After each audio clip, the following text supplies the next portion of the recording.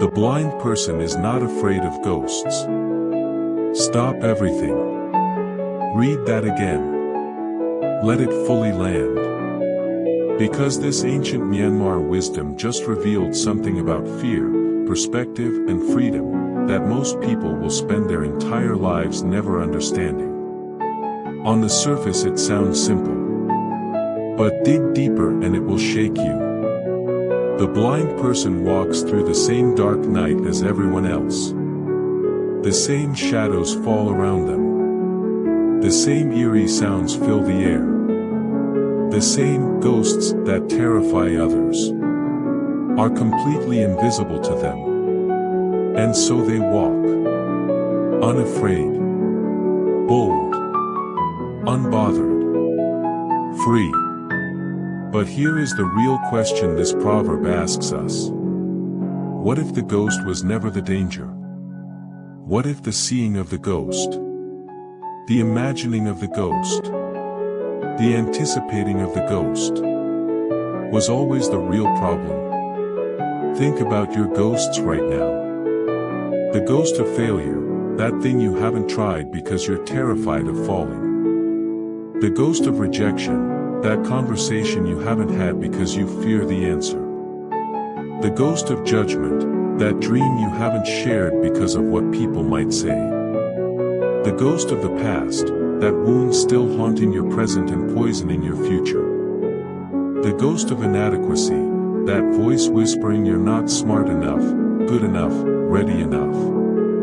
The ghost of uncertainty, that path you won't walk because you can't see where it ends.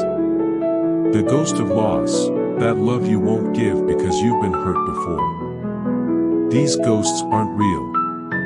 They are stories your mind tells you in the dark. They are shadows with no substance. They are fears dressed up as facts. And here is what the blind person teaches us.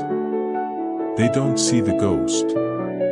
Not because the ghost isn't there, but because their blindness freed them from the tyranny of imagined terror.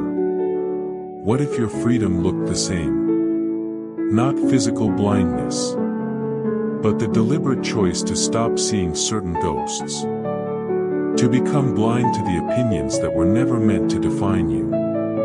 To become blind to the failures that were always meant to teach you. To become blind to the limitations others projected onto your life.